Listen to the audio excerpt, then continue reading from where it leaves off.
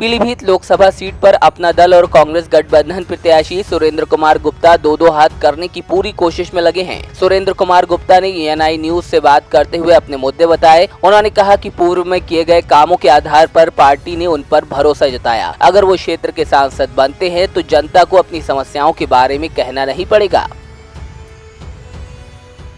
गठबंधन में कांग्रेस, अपना दल और जन अधिकार पार्टी, ये 3 लोगों का गठबंधन है। इन 3 लोगों को उत्तर प्रदेश में 2 सीटें मिली, एक गोंडागंज और एक पीलीभीत। मेरा सौभाग्य है, आप सब लोगों की शुभकामना है कि पीलीभीत की सीट से मुझे प्रत्याशी बनाया गया, गठबंधन प्रत्याशी बनाया गया। और इस आशा के साथ बनाया गया कि मैंने अपने राजनीतिक जीवन में जो जनसंपर्क बनाया है, जो काम करने की मेरी प्रेरणा है, उसको उन्होंने मानते हुए मुझे ये सम्मान दिया। मैं पीलीभीत का लोकल रहने वाला हूँ, दिन रात सड़कों पे घूमता हूँ।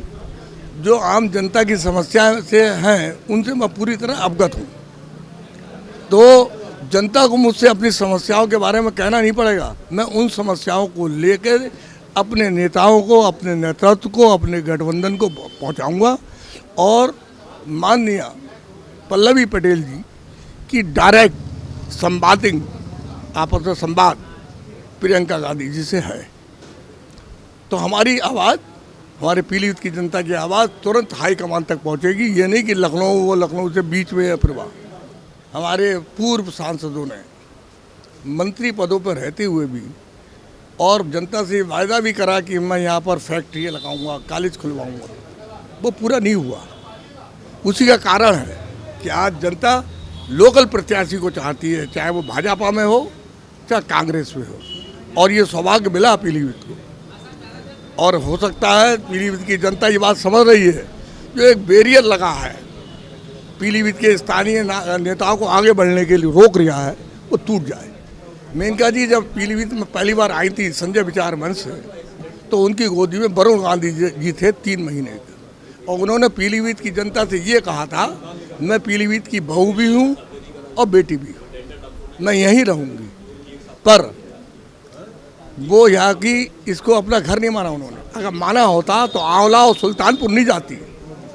वो अवसरवादी वरुण गांधी जी, कभी वरुण गांधी जी को पिछले चुनाव में भेज दिया जब उन्होंने इस तरह के सांप्रदायिक भाषण दिए, जिसमें पीलीभीत की जनता का मैं आभार व्यक्त करता हूँ दोनों वर्गों का, कि उन्होंने बहुत ही अपने को संयत रखा। नहीं तो पीलीभीत का जो माहौल है वो खराब होने से रोका। फिर वो सुल्तानपुर चले गए, जनता भूल गई होगी पिछले चुनाव में करा हुआ, तो वो फिर आ गए पीलीभीत। तो पीलीभीत की जनता जो है हमारे दोनों माननीय नेताओं को समझ चुकी है।